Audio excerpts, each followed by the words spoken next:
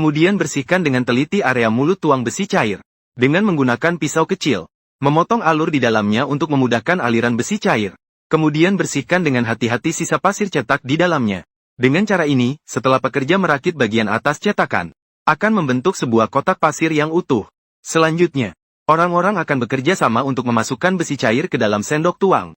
Proses ini harus mengontrol kecepatan aliran besi cair, agar tidak terjadi risiko percikan besi cair.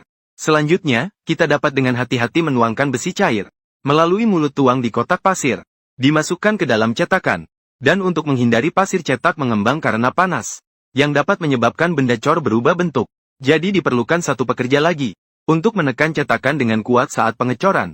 Setelah benda cor sedikit mendingin, pekerja akan mengangkatnya dengan tangan kosong ke samping, untuk melakukan pelepasan cetakan dengan cepat.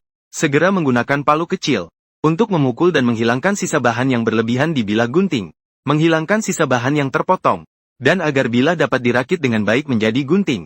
Pekerja akan menggunakan bor meja, untuk mengebor lubang pemasangan di posisi yang tepat pada bilah. Segera memasukkan bilah ke dalam tungku pemanasan. Setelah dipanaskan pada suhu tinggi, menggunakan palu kecil untuk melakukan penyesuaian halus, untuk memastikan bentuk bilah sesuai dengan persyaratan pembuatan. Selanjutnya pekerja akan menggunakan gerindra, untuk menghaluskan permukaannya dengan cepat, sehingga dapat dengan cepat menghilangkan gerigi yang dihasilkan dari pengecoran. Kemudian melakukan pemolesan halus menggunakan roda poles. Pekerja akan memoles bilah hingga mengkilap, agar bilah dapat terpasang dengan lebih rapat dan mulus. Selanjutnya, bilah dapat ditajamkan melalui gerindra. Proses ini membutuhkan pekerja yang sangat stabil tangannya, mengontrol sudut dan tekanan penajaman, agar dapat membuat mata pisau yang sangat tajam. Setelah penajaman selesai, pekerja akan menggunakan baut untuk menyatukan dua bilah menjadi gunting.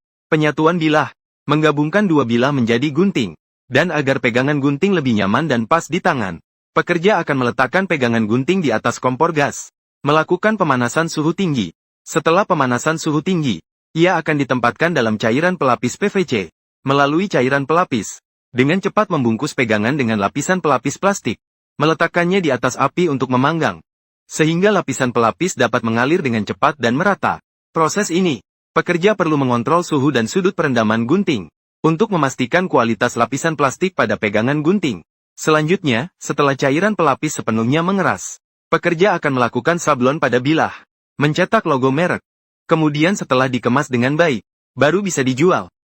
Gunting yang dihasilkan tidak hanya memiliki harga yang wajar dan terjangkau, tetapi juga memberikan garansi kualitas selama 10 tahun. Jadi setelah melihat seluruh proses, bagaimana menurut kalian tentang gunting yang dibuat seperti ini? Kemudian bersihkan dengan teliti area mulut tuang besi